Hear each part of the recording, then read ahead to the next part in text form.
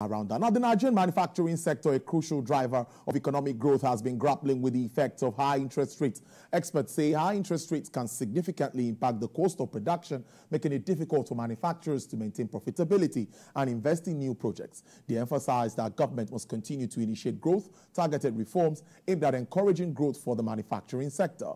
I introduced him earlier. He is the Director General of the Manufacturers Association of Nigeria, Mr. Segun Ajayi Kadri. MNI. Thank you so much. It's good to see you, DG. Good afternoon.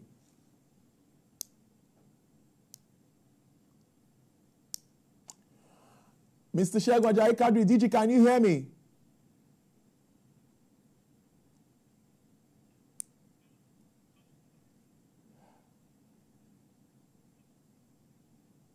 All right, we're trying to connect with the DG. Mr. Segun Ajayi Kadri, can you hear me? Yes, I can hear you now. All right, great. Can you hear me? Okay, so yes, I can hear you loud and clear. Great. I can hear you loud and clear. Let's start this discussion with the submission of Africa's richest man at your conference in Abuja, talking about high interest rates. My guest here earlier also spoke about the impact on the private sector.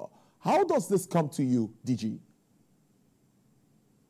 Okay, thank you, Tolu, for having me on your program.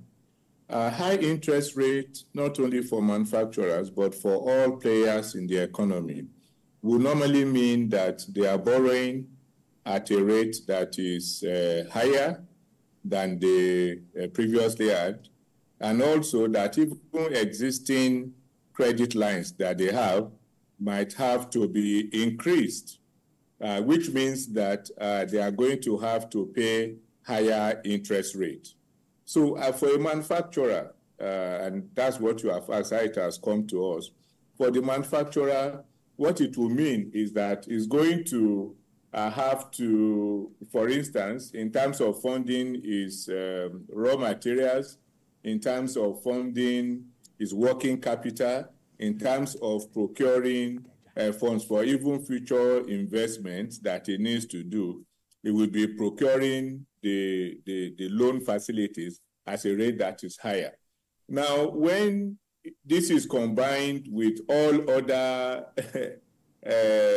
responsibilities or all other cost factors that the manufacturer has to bear, what Alhaji Dangote was talking about comes to play. So you have electricity rate is increasing.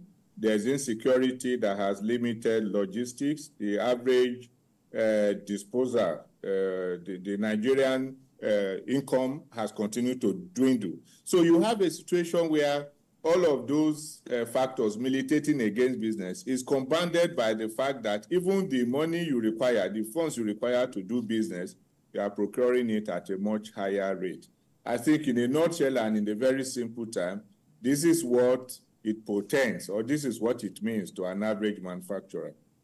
I thought at the time there was supposed to be a 75 billion naira allocated to some specific manufacturing firms, and of course, other interventions. How well are we doing around this, DG?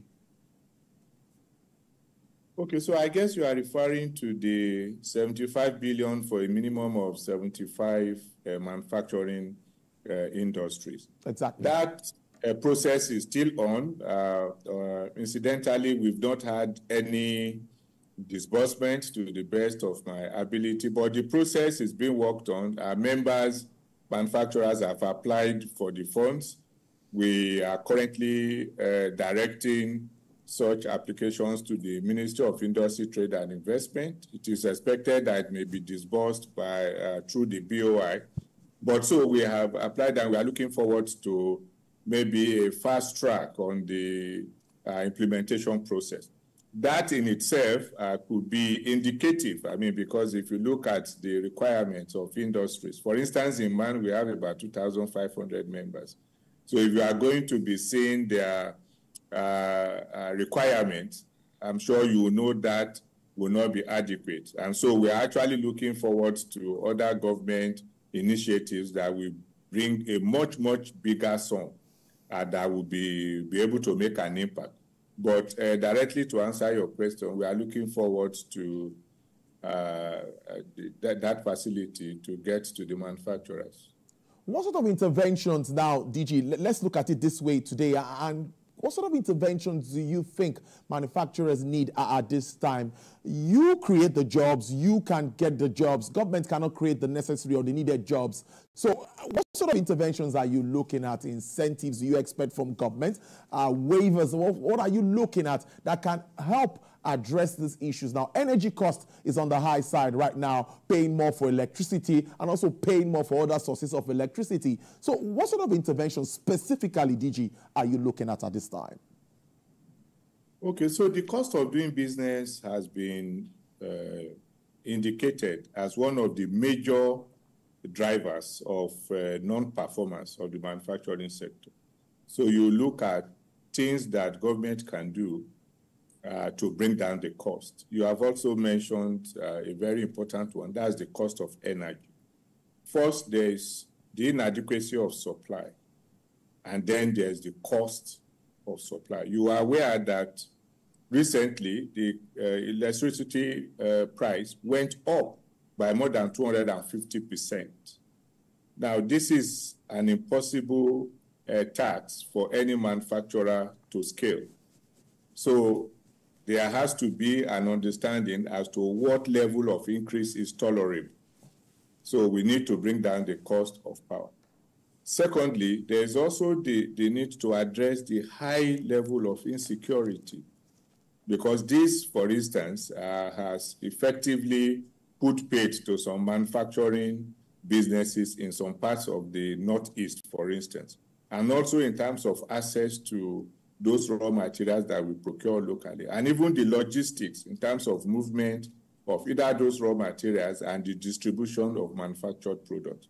We have to look at the issue of multiplicity of taxes and levies by the three tiers of government. Of course, we look forward to the outcome and, of course, the speedy implementation of the report of the Presidential Committee on Fiscal Policy and Tax Reform. We will look forward to a speedy resolution of that.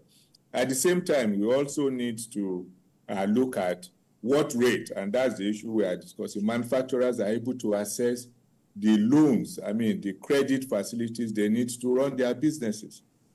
You agree with me that if any manufacturer borrows at 30, 35%, there's no way you'll be able to do business and break even. So we are calling for the expansion of the facility window for us to be able to access those facilities. Maybe the recapitalization and even special funding to be far greater than the 75% that you are talking about. You know the matter with the exchange rate. We have indicated that you needed to insulate the productive sector, primarily the manufacturing sector, so that you are able to have them access the foreign exchange they need to be able to import their raw materials, spares, and machines that are not locally available.